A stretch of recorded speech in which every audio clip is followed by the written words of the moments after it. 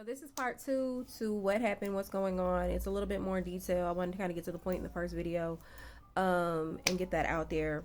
Basically, I got an opportunity to teach abroad, and that would include housing. This is one of the many methods I talk about in my ebook that I have to help people move abroad is teaching. I've been a teacher since 2008, taught thousands of students. Some of my own students that I taught high school are now living in foreign countries teaching there as well. So this is not something that's like brand new. I'm not like, out of my depth in the sense that I don't know what I'm doing or what's going or what needs to go on. The difference is I haven't worked for anyone in 10 years. I've been an entrepreneur for 25 years. I've been in the food service industry for 25 years, working as an executive pastry chef and executive chef. I've owned restaurants, I've owned cafes, I've done a lot in this here life. So I'm not a newbie, and I know the baby face be fooling people, but I've been around the block a few times. So I'm getting back into education because it is the most stable way for me to live abroad with my daughter at this present time. Unfortunately, it is difficult in some ways for us to reestablish ourselves and start a business abroad that isn't strictly digital. And while I do talk about having a digital business in my products or whatever, it is not my recommended route for earning an income while living abroad. Um, I think teaching is probably one of the more secure ways to move abroad, because it allows you a housing stipend or straight up housing, or if you're a parent, there are opportunities for your children to be able to go to school. One of the things that I held off on, one of the reasons why I didn't consider this initially and held off on it, is because I never wanted to have a physical location that I reported to daily. As many of you guys know, I've dealt with my BD threatening to take us off this planet. And so I have been like living in my own little witness protection cocoon in Mexico and in the United States. I was living in plain sight, hiding in plain sight, and have been doing for this for almost 8 years now. Every time he finds out where I live, I move, and it just is what it is. It's become a part of my life. There are a lot of women in the United States who are unfortunately living like this and dealing with this. It is what it is. And so I have never really felt solace or felt safe with having a brick and mortar job since. And obviously, I didn't have a brick and mortar job when I conceived my daughter. I was operating a business and I was a married person. Um, so anyway, now that I am really looking to cement my life abroad, um, there are some key things that I just need for our stability, and I was making those shifts quietly, and I wanted to discuss them with you when they were done.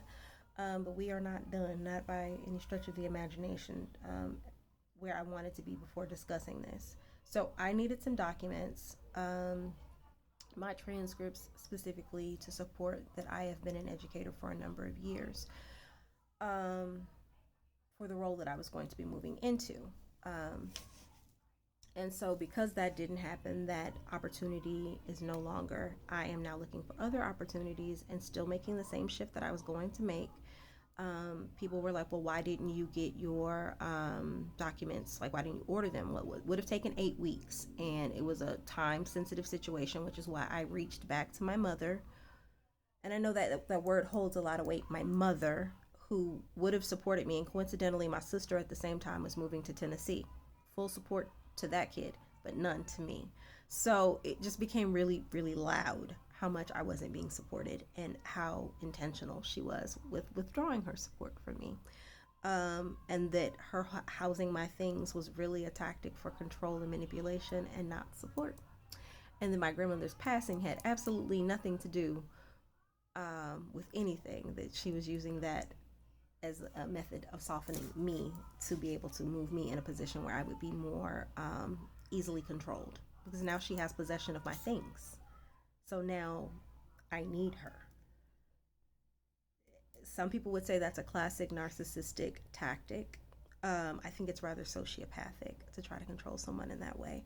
But anyway, I reached back out and I asked my great aunt and my cousin to assist me because I knew who my mother was before I did this.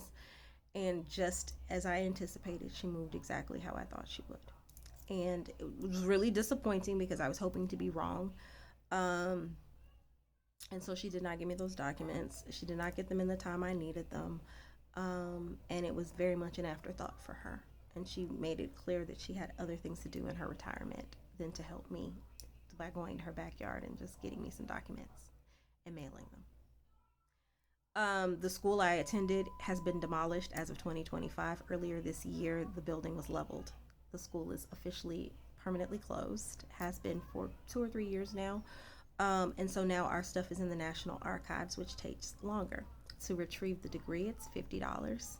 I have 4 of those. To retrieve the transcripts, it's $20 per transcript.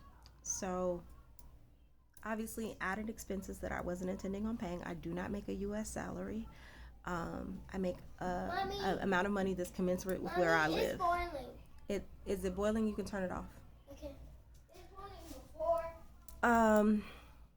So anyway, that's kind of how we got here. Yes, my first thought was to order them, and then I realized it was going to take 8 weeks, and I didn't have anywhere to send them because I was moving. So where was I going to send the stuff to? At least with there being an employer in play, that I could send documents directly to an employer, versus trying to send them to wherever I was going to be living at. Their building obviously would still be there. Okay, give me a second, babe. Anyone who knows me knows that I am not a fan of being codependent or interdependent. I've been on my own for a really long time, and I figure out how to make things happen for myself. And when I can't, I know how to ask for help. I don't like it, but I do it. And that's pretty much why we're here, because I have done the best I can with what I have. And now I need additional assistance. So that's it. Oh, the thingy is in my thingy. And if you want to support, even though you don't have anything to give, share, leave a comment, say something kind. That's all. One more thing. What's up? If y'all have any more questions, let me know.